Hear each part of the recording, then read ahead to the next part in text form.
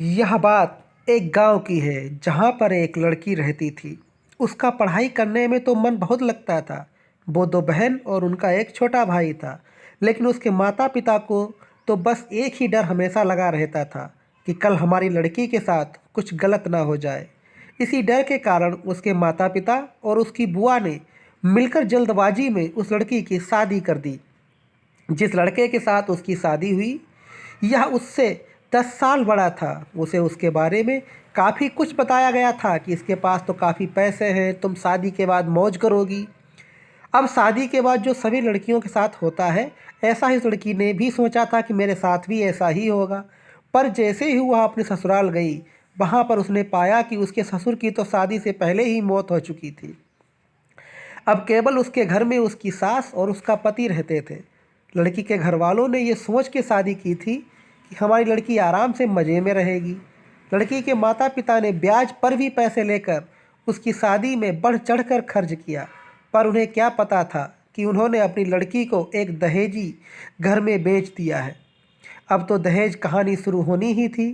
शादी के 10 ही दिन बाद उसकी सास और पति ने उस लड़की को कहा कि मेरी सरकारी नौकरी लगने वाली है, तुम अपने घर से 70,000 रुपये लेकर दे दो। वह अगले दिन अपने घर आई तो उसने ये बात अपनी माँ को बताई। तब धीरे से उसकी माँ ने यही बात उसके पिता को भी बताई। उसके पिता ने सोचा कोई बात नहीं, अपनी बेटी को तो देने हैं। उसके पिता ने कहा कि बेटी ले जाओ, कोई बात नहीं। आप पैसे लड़के के घर पहुंचने पर कुछ दिन तो वे सभी उससे प्यार करने लगे।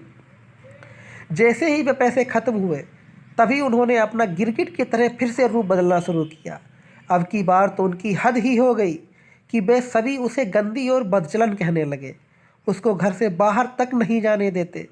अभी 3 ही महीने हुए थे उसकी शादी को, तो तभी उसकी सास भी चल बसी। बस फिर क्या था, अब तो और भी उसकी लड़की के साथ ज़्यादा गलत होना शुरू हो गया। उसका पति जब भी घर से बाहर जाता तो वह हर चीज़, घर की चीज़ को ताला लगाकर और उसके एक कमरे में बंद करके जाने लगा।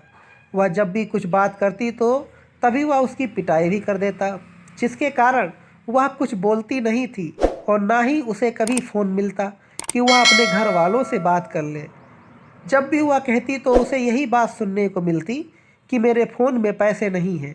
अभी उसकी शादी को 6 ही महीने हुए थे, तो एक दिन उस लड़की का पिता उसके गांव से कहीं जा रहा था, तो उसने सोचा क्यों ना अपनी बेटी से मिलकर चलूं। तब उसे सच्चाई का पता चला। यह उसी समय अपनी बेटी की यह दशा देखकर रोता हुआ उसे वापस अपने घर ले आया। घर पर आने के बाद उसने अपनी बेटी से सारी बातें पूछी।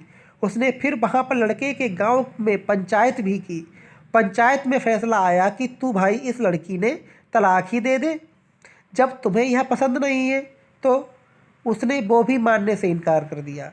अब वह लड़की अपने माता पिता के पास रहकर 12वीं क्लास में पढ़ाई के साथ साथ कंप्यूटर भी सीख रही है और अपनी पिछली ज़िंदगी को भूलने की कोशिश करती है।